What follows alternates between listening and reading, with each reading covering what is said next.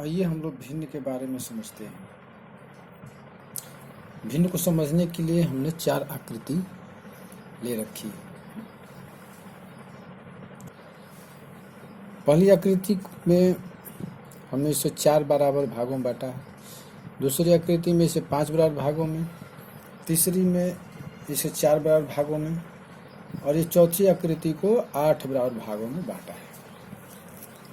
हाँ, ये है सभी भाग जो हैं आपस में बराबर हैं। इस आकृति के चारों भाग आपस में बराबर हैं, इसके 5 भाग आपस में बराबर हैं, इसके 8 भाग आपस में बराबर हैं, और इसके चारों भाग आपस में बराबर हैं।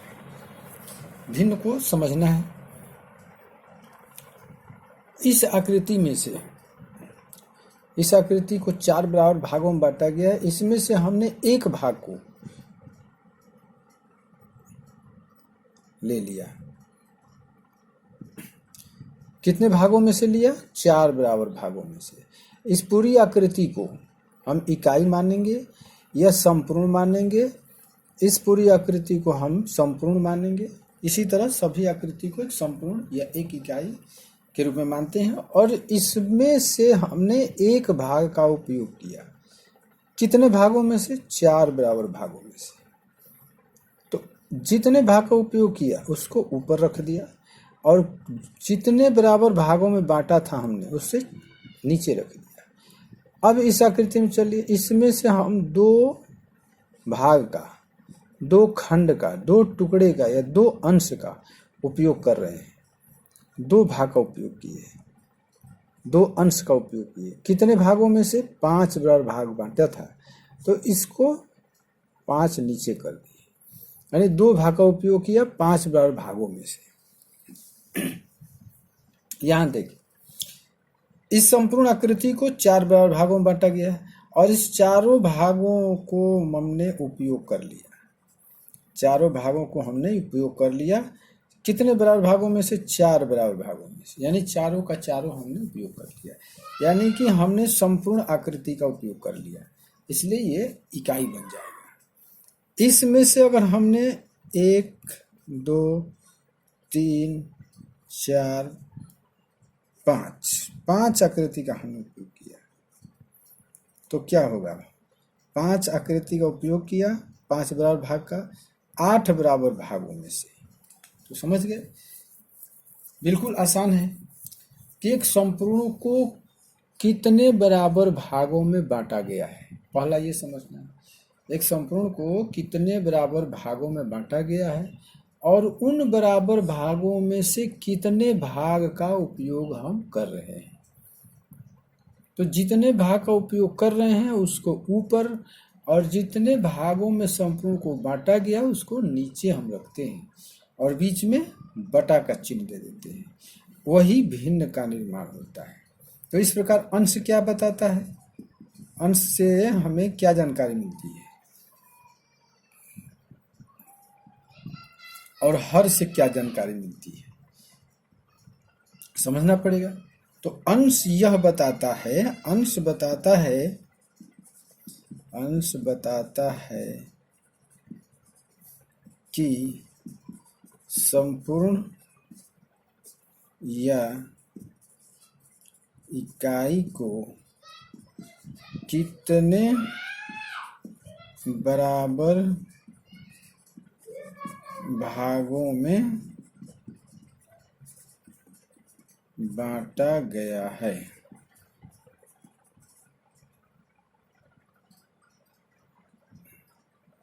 गड़बड़ हो गया।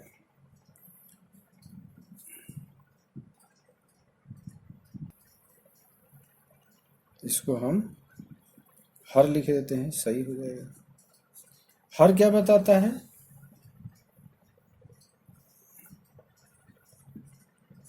हर बताता है कि संपूर्ण या इकाई को कितने बराबर भागों में बांटा गया है।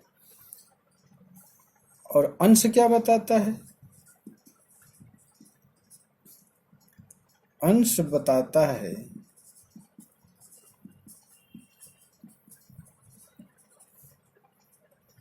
कि विभाजित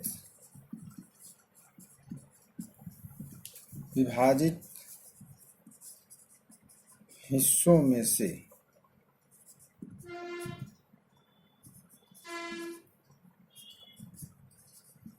भिन्न के निर्माण के लिए अंश बताता है कि विभाजित हिस्सों में से भिन्न के निर्माण के लिए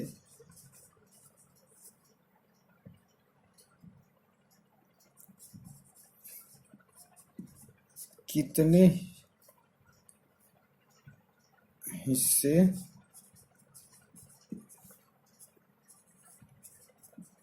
इस्तेमाल हुए। समझ में आया?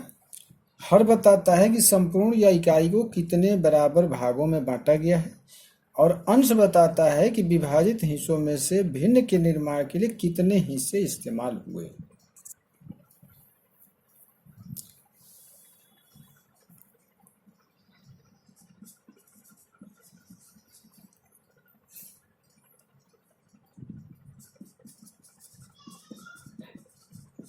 अब समझ गए कि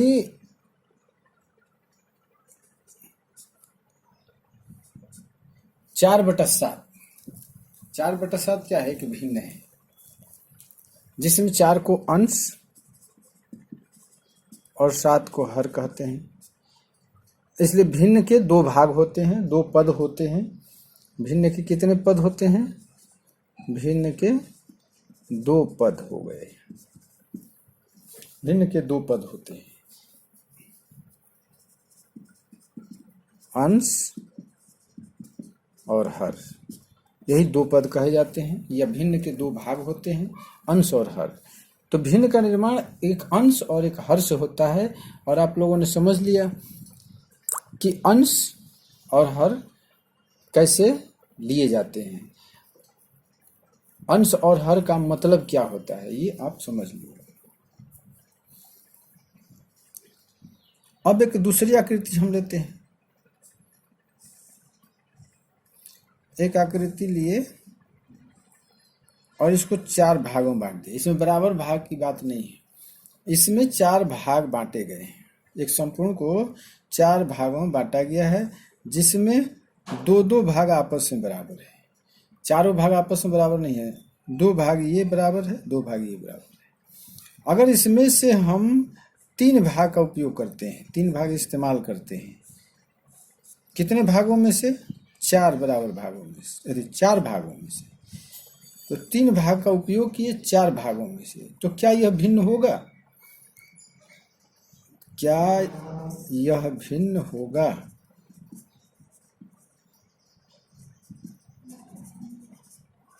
तो नहीं, यह भिन्न नहीं होगा। यह भिन्न नहीं है। समझ में? तो भिन्न का निर्माण करने के लिए संपूर्ण को बराबर बराबर भागों में बांटना जरूरी होता है। अगर वो बराबर बराबर भागों में नहीं बांटा गया है तो वह भिन्न का निर्माण नहीं कर पाएगा। लेकिन अगर हम 3/4 लिख देते हैं तो क्या यह भिन्न होगा? तो बिल्कुल होगा, क्योंकि यहाँ पर आकृति के द्वारा इसको प्रदर्शित नहीं किया गया है। ये तो सिर्फ अंक और अंश और हर के रूप में दिखाया गया है, तो इसलिए तो हम इसको भिन्न कह देंगे। लेकिन जब इस भिन्न को आकृति के रूप में दिखाया जाएगा तो हम डिसाइड करेंगे कि वह भिन्न है या भिन्न नहीं है। इस तरह सिंपली अगर बटा के रूप में लिख दिया जाता है कोई, तो वह भिन्न हो जाएगा। कुछ भी लिख दीजिए, 4/9 लिख दीजिए, 7/9 लिख दीजिए, यह भिन्न होगा। तो एक भिन्न के निर्माण के लिए एक अंश और एक हर का होना जरूरी है। अगर नहीं भी रहता है तो हम उसका हर बना लेते हैं। जैसे हम पढ़ेंगे आगे, जैसे 5 है, 5 एक संख्या है। अगर हम चाहते हैं कि 5 का हर हम बनाएं अपने मन से, तो हम इसको क्या करेंगे? अगर हम 5 का हर चाहते हैं कि 7 हो जाए, तो 7 हर बनाने के लिए क्या करेंगे, हम ऊपर भी 7 से गुणा कर देंगे, क्योंकि नीचे क्या है, नीचे तो 1 माना जाता है, 5 है तो इसको 5/1 मानते हैं। अगर हम इसका हर 7 करना चाहते हैं तो 7 से गुणा कर दीजिए, तो 7×5 = 35 और 7, ये भिन्न क्या हो जाएगा, 35/7। तो इस तरह हम अंश का निर्माण, हर का निर्माण कर लेते हैं। तो ये हुआ कि भिन्न कैसे बनाए जाते हैं, भिन्न क्या है। तो इस प्रकार इसकी हम परिभाषा या भिन्न परिभाषा हम लिख सकते हैं। अब हम आगे पढ़ेंगे, भिन्न जो है वस्तुओं का संग्रह भी होता है, भिन्न वस्तुओं का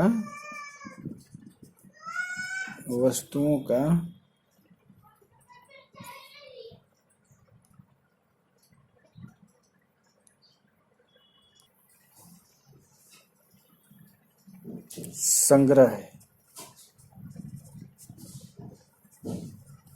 वस्तुओं का संग्रह है।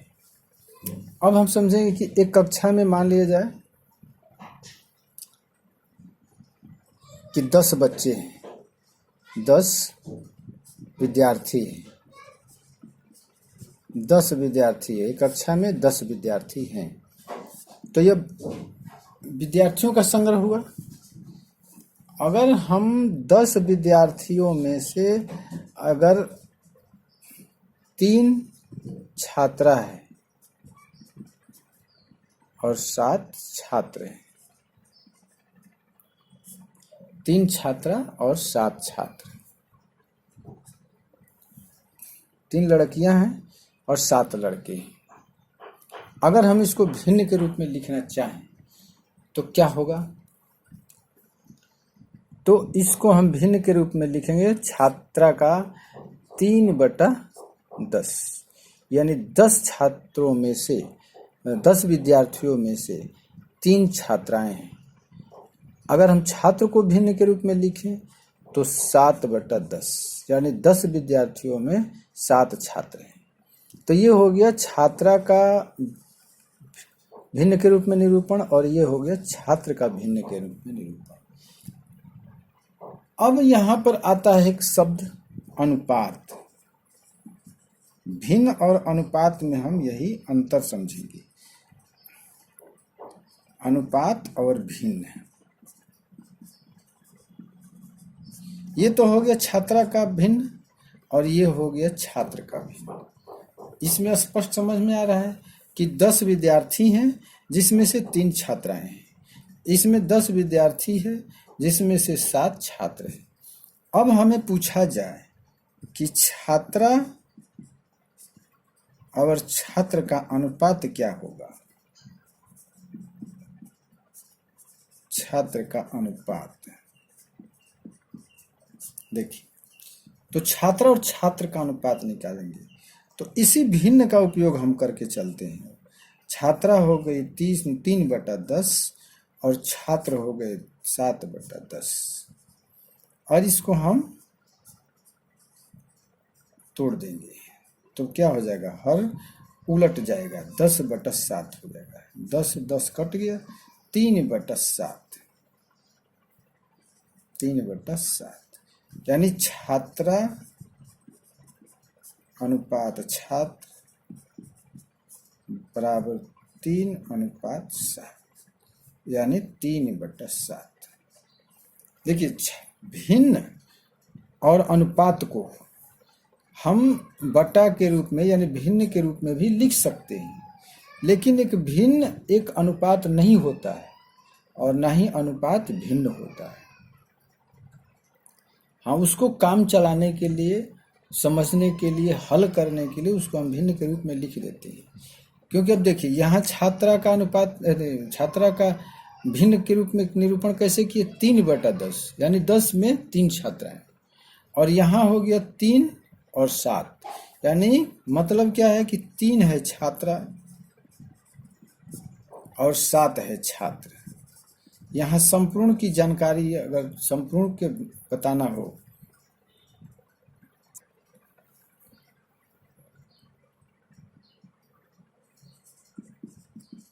छात्रा बटा छात्र 3/7। तो यहाँ संपूर्ण के बारे में जानकारी नहीं दी गई है। यहाँ सिर्फ छात्र और छात्रा का अनुपात बताया गया है कि 3 छात्रा है 7 छात्र है। इसलिए हम जब अनुपात प्रश्न बनाते हैं तो संपूर्ण निकालने के लिए क्या करते हैं, अंश और हर को जोड़ देते हैं या दोनों अनुपात को हम जोड़ देते हैं। 3:7 है तो 3/10 यानी 10 में से 3 भाग, और 7 को क्या कहते हैं 7/10 यानी 10 में से 7। अब जैसे इसको हम लिखें कि 3 लीटर पानी है और 7 लीटर दूध है, तो दोनों को अगर हम मिला देते हैं तो कितना मिश्रण तैयार होगा, 10 लीटर। 10 लीटर मिश्रण तैयार हुआ। तो 10 लीटर में 3 लीटर पानी है और 7 लीटर दूध है।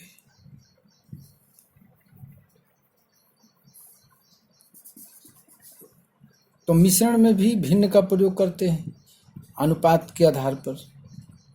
तो इस प्रकार भिन्न और अनुपात में यही फर्क है।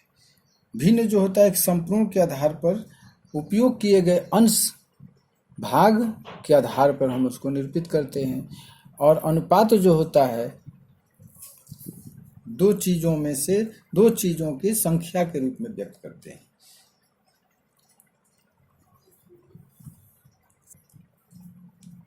अब हम पढ़ेंगे भिन्न से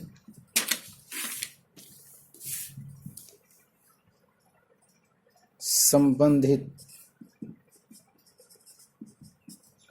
कुछ महत्वपूर्ण तथ्य।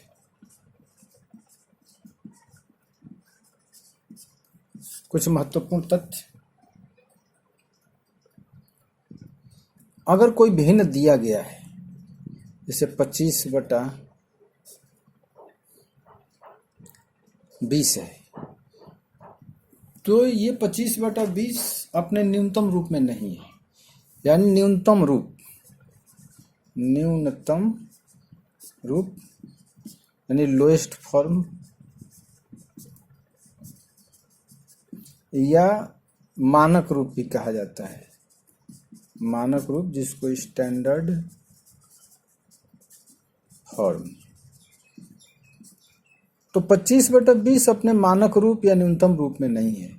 अगर हम 25/20 को मानक रूप या न्यूनतम रूप में बदलना चाहें तो इससे बदलने के लिए क्या करते हैं, अंश और हर का मसा निकालकर उससे भाग दे देते हैं। 25 और 20 का मसा क्या होगा 5, तो 5 से दोनों में भाग दे देते हैं, और भाग देने पर जो अंक प्राप्त होता है वही न्यूनतम रूप होगा। यानी कि 25 में 5 से भाग देंगे और 20 में 5 से भाग देंगे तो 5/4 आएगा। ऐसे भी समझ सकते हैं, 5 से भाग दे दिए 5 बार में 5/4, यानी 25/20 का न्यूनतम रूप हो गया 5/4। तो किसी भिन्न को मानक रूप या न्यूनतम रूप में बदलने के लिए क्या करते हैं, उसके अंश और हर के मसा से अंश और हर में भाग देते हैं। जो संख्या प्राप्त होती है वही भिन्न का न्यूनतम रूप या मानक रूप होता है।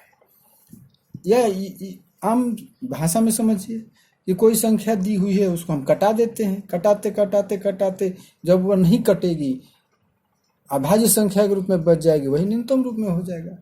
जैसे 28 है और 20 है, और इसको हम 2 से कटाए 14 बार में कटा, 2 10 बार में कटा, फिर 2 7 बार में कट, 14 कट गया, 2 से 7 बार में, 2 5 बार में कट, 7/5। तो 28/20 का न्यूनतम रूप हो गया 7/5। यही समझना है। यदि भिन्न का अंश और हर बराबर हो तो उसका मान क्या होगा, 1 होगा। उसका मान 1 होगा। जैसे 4/4 = 1। 8 7/7 1। ऐसे भिन्न को इकाई भिन्न भी कहा जाता है। जब भिन्न के प्रकार पढ़ेंगे तो ऐसे भिन्न क्या पढ़ा जाता, ऐसे भिन्न क्या कहते हैं? इकाई भिन्न, यूनिट फ्रैक्शन, इकाई भिन्न।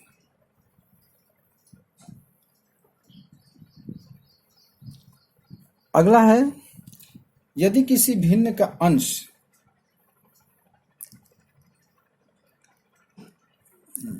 कोई संख्या हो, जैसे 4 है, और उसका डिनोमिनेटर यानी कि हर 0 5/0 कुछ भी हो, तो ऐसे भिन्न का मान क्या होता है? इन्फिनिटिव, अनंत, इन्फिनिटिव, अनंत होता है। समझ में आया? यदि किसी भिन्न का अंश 0 हो और हर कोई संख्या हो, कुछ भी हो, तो ऐसे भिन्न का मान क्या होता है? 0 होता है। समझते चलिए, यदि किसी भिन्न का हर 0 हो तो उसका मान होता है इन्फिनिटिव, यानी कि वह अनंत है, अपरिभाषित भी कहते हैं। अगर किसी भिन्न का अंश 0 हो और हर कोई संख्या हो तो उस भिन्न का मान 0 होता है।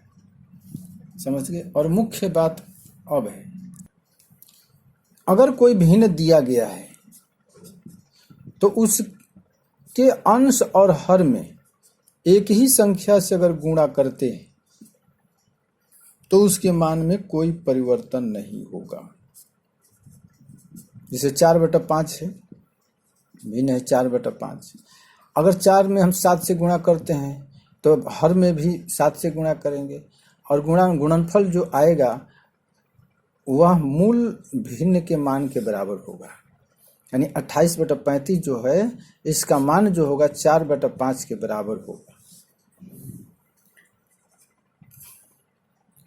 3/2 है, 3 में अगर हम 15 से गुणा करते हैं तो 2 में भी 15 से गुणा करना पड़ेगा, और जो गुणनफल प्राप्त होगा उसका मान मूल मान से बराबर होगा। तो इस कहने का मतलब यह है, किसी भिन्न के अंश और हर में समान संख्या से गुणा करते हैं या समान संख्या से भाग करते हैं तो उसके मान में कोई परिवर्तन नहीं होता है। अब जैसे 45/36 है, अगर इसके अंश में अगर हम 9 से भाग कर देते हैं और हर में भी 9 से भाग कर देते हैं तो 9×5 = 45, 9×4 = 36, 5/4 आता है। तो इसका मान 45/36 के मान के बराबर होगा। इसके वैल्यू में कोई परिवर्तन नहीं होगा।